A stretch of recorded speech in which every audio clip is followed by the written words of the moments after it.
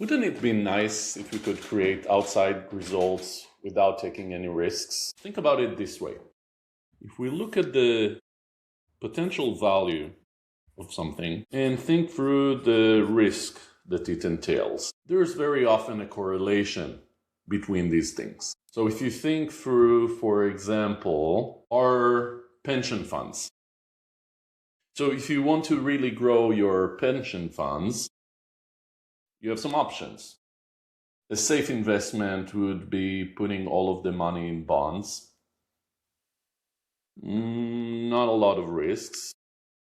Not a lot of risk, but also the growth potential isn't very high. So it would be somewhere here, I guess. If you leave everything in your account, even lower potential value, maybe even negative, zero risk. Because, it's even covered by the government. But if you want to get more value, you need to put some of the money in stocks, but stocks do have risks. If you go for an index fund, it's not such a huge potential value because you're getting the market returns, but it's also lower risk than if you would go for Nvidia stocks or Tesla stocks or whatever one specific stock that you're making a huge bet on. In investing, we call that alpha. There's alpha over here, and alpha comes with risk. But it's not just in investing. A corporate job typically has lower risk on this side of the picture than becoming an entrepreneur. It's lower risk, but it's also lower potential value. You don't really have the chance of an exit if you stay in a safe corporate job. If you join a startup, not as a founder, but as an early employee, maybe it's somewhere here in the middle. If you start something new, you have huge potential, but also a lot of these startups fail. So huge risk. If you're building a new product, you could go safe and build something that's not really new, but then the value won't be there. If you go for something unique, a unique value proposition, it often comes with risk. That risk with that value is the alpha in product development as well, and it's true for buying features. It would be nice to win the lottery without, buying many tickets, but that doesn't work. Well, there are situations where you can find tons of value without a lot of risk. Maybe if you're an established product and your customers are all telling you, this is what we need. This is the stuff that would really be valuable for us. Great. Go build it.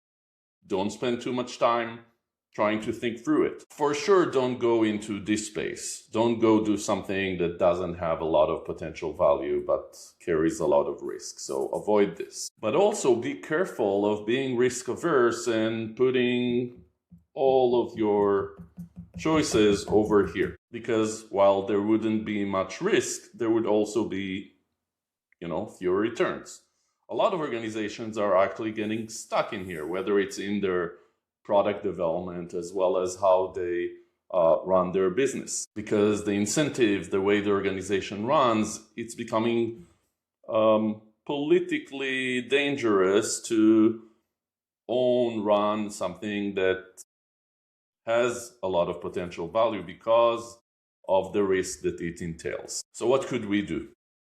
One interesting thing with these risky things is that unlike the stock exchange and unlike many things in life, we have ways to de-risk some of our choices. So if you flip this for a second and look at what do we do when we have something that has a lot of potential value and a lot of risk. If you look at its lifetime, we start with a lot of risk. If we believe that that risk is worthwhile because there's a lot of potential value, then over time, what we could do is try to learn and de-risk as efficiently as possible. And you could see multiple ways around this. The classical way to execute on initiatives or build products is to just go do it.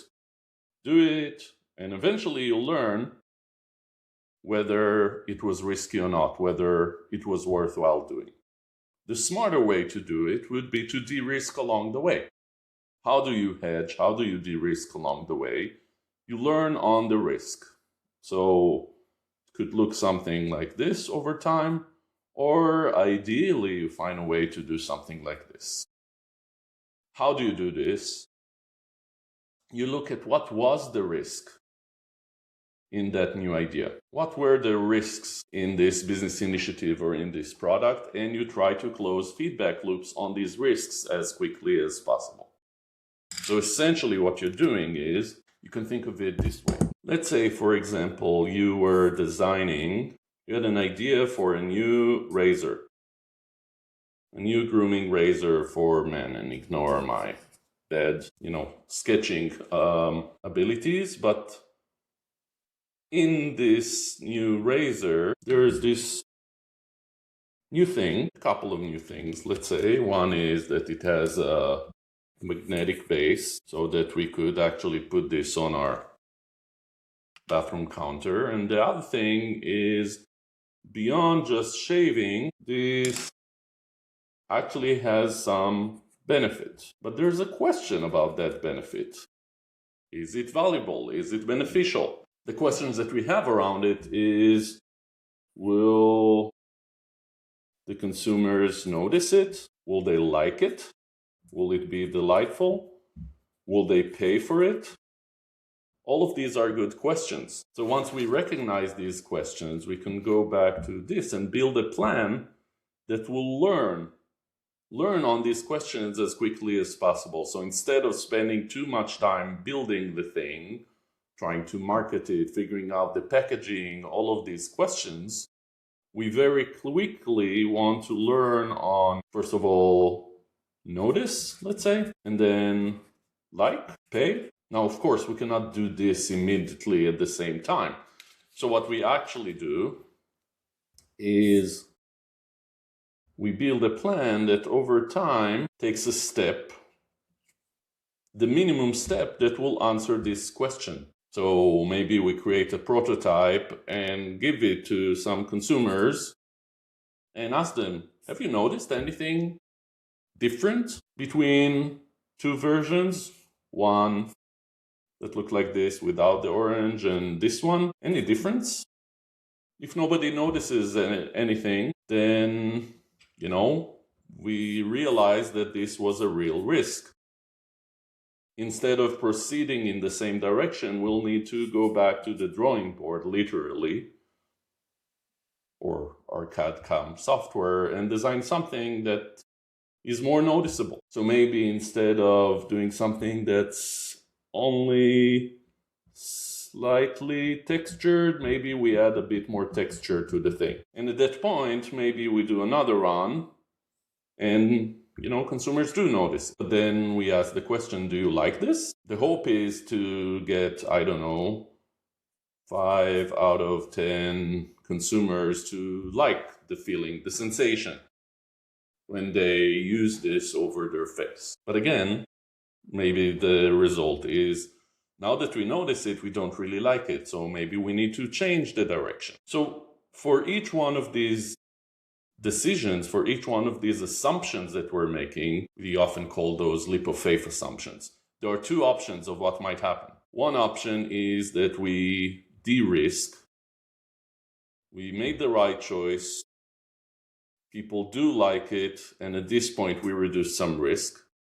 The other choice is that we learn we didn't like it, we need to pivot, we need to change direction, but at least we minimize the amount of investment over time on this direction. Sometimes the answer might be, invalidating this assumption invalidates the whole thing. But that's also successful, because so far we've only invested a limited amount of money and time and resources on this idea. So if you go back to sketch over here, What have we done here? We've chosen a high potential idea, and we've figured out what are our biggest leap of faith assumptions.